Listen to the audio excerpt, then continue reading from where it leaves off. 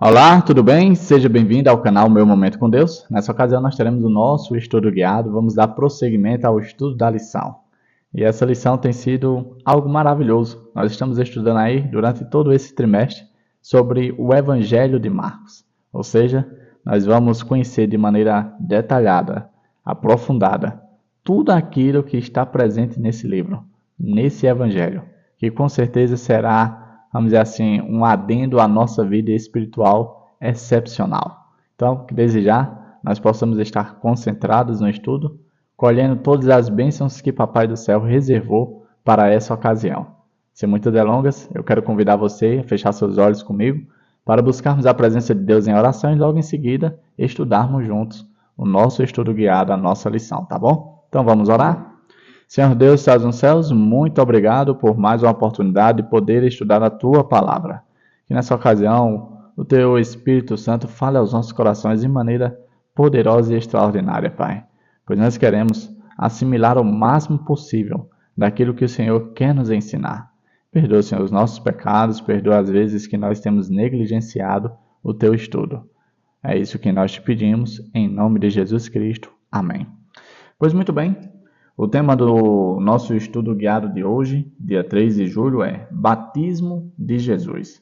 Eu quero convidar você a, junto comigo, ler o texto que está no livro de Marcos, Evangelho de Marcos, capítulo 1, verso 9 ao 13, que diz assim, ó.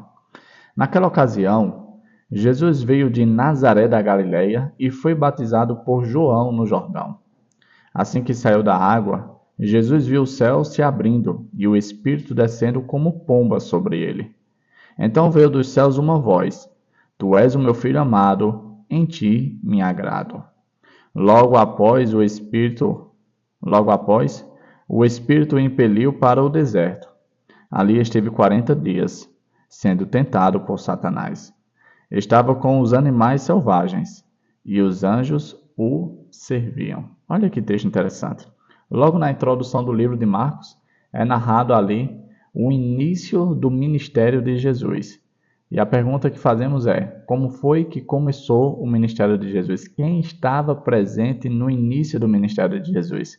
Eu separei aqui um ponto que responde essa pergunta. Diz assim: o Pai, o Filho e o Espírito Santo estiveram presentes, confirmando juntos o início do ministério de Jesus. Ou seja, há um interesse da parte da Trindade pelo ser humano. Não foi simplesmente Jesus que se compadeceu da nossa situação. Há uma atuação da Trindade. Todos desempenham um papel importante na salvação da vida dos filhos de Deus. Jesus, cumprindo a sua parte, o Espírito Santo a sua e Deus a sua. Todos os três empenhados em um único propósito: salvar a vida, alcançar aquele que se encontra em situação de perdição, que está longe do Pai. E isso é bastante interessante, porque eu e você podemos aprender com isso. Será que os nossos projetos nós temos envolvido a Deus? Ou será que nós temos buscado alcançar êxito com nossas próprias forças? Se nem o Filho de Deus ousou fazer isso de maneira isolada da presença de Deus, por que eu e você temos feito isso de maneira demasiada? Por isso eu e você precisamos aprender com Jesus, pois ele é o nosso grande modelo. O início do ministério de Jesus conta com a presença de Deus Pai, Deus Filho e Deus Espírito Santo. Os três unidos num único só propósito. Eu separei aqui mais um outro ponto importante que diz assim, ó. O Espírito Santo conduziu Jesus ao deserto. E esse aqui já foi motivo de muito questionamento. Por que o Espírito de Deus levaria Jesus ao deserto para ser tentado por Satanás? E aqui a gente consegue entender. A palavra conduzir é traduzido do termo grego ekballo, que costuma ser usado no Evangelho de Marcos para se referir à expulsão de demônios. A presença do Espírito nesse texto ilustra o poder do Espírito Santo na vida de Jesus.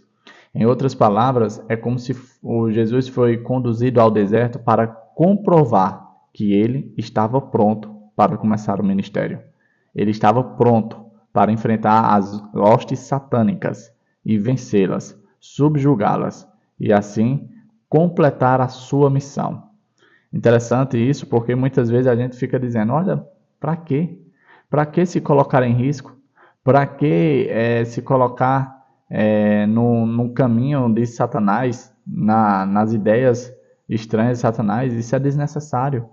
Mas Jesus, ele se permitiu essa situação durante 40 dias, não simplesmente para mostrar que ele era filho de Deus, mas sim para mostrar que ele estava capacitado pelo poder do Espírito Santo.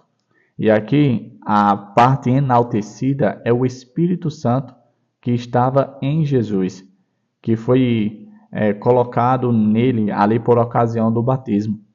Como a gente viu no texto, quando ele emergiu das águas, ou seja, quando saiu do Rio Jordão, desceu sobre ele o Espírito Santo, representado ali pela pomba, né? E isso é bastante interessante, porque eu e você precisamos cada dia mais da presença do Espírito Santo. Nós queremos nos empenhar na pregação do Evangelho, nós queremos fazer grande obra em nome e para a honra e glória de Deus. Mas isso é impossível sem termos o Espírito Santo. Jesus só começou o seu ministério, só teve êxito no seu ministério, porque sobre ele estava o Espírito Santo. Da mesma forma que aconteceu com os discípulos após a partida de Jesus, ali por ocasião do Pentecoste, aconteceu também com Jesus. E aqui nós temos um modelo claro do sucesso na vida espiritual. Precisamos, carecemos, necessitamos da presença do Espírito Santo. O outro ponto que eu destaquei fala assim, ó. Uma característica em comum da cena inicial do Evangelho de Marcos é que Jesus é apresentado como um personagem divino e humano. Como assim, Davi? Divino e humano? Veja que logo no início do contexto do capítulo 1, João Batista ele fala que aquele que vem após ele é maior do que ele. Ele é o Filho de Deus, a quem ele não é digno nem de desatar as sandálias. Ou seja, o capítulo 1 descreve a imagem de Jesus como um ser divino, o Cristo, o Messias, aquele a quem tinha sido profetizado no Antigo Testamento. Mas da mesma forma que apresenta a divindade de Jesus, também apresenta a humanidade de Jesus. Ou seja, aquele que se assemelha a nós, aquele que se tornou nosso irmão, aquele que é o nosso perfeito modelo, a quem eu e você podemos nos espelhar. Você sabe que o ser humano ele tem uma necessidade de se espelhar a alguém semelhante a si, para assim ser como uma forma de meta. É naquele alvo que eu desejo alcançar, é aquilo que eu desejo me tornar. E Jesus, demonstrando seu infinito amor para a humanidade, ele se torna homem, não apenas Deus, mas também humano, para ser tudo aquilo que eu e você tanto precisamos. Alguém como nós.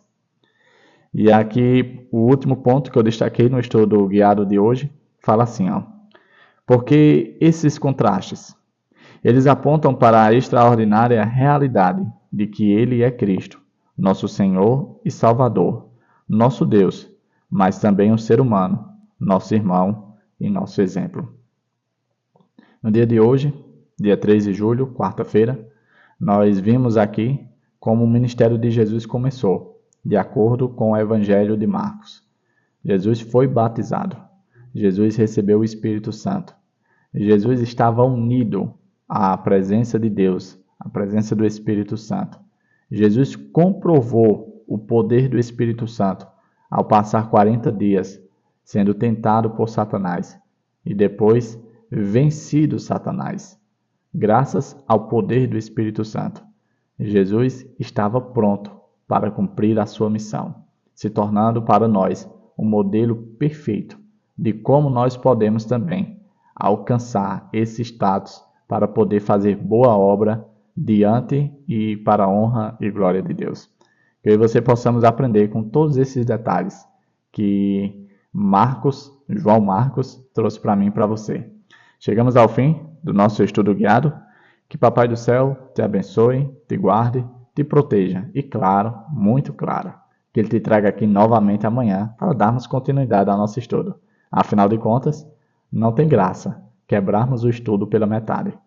É melhor, é interessante a gente fazer todo dia juntos, tá bom? Então, que eu possa ser uma boa influência para você, que eu possa te ajudar nessa jornada de relacionamento com Deus. É isso, até a próxima e tchau, tchau.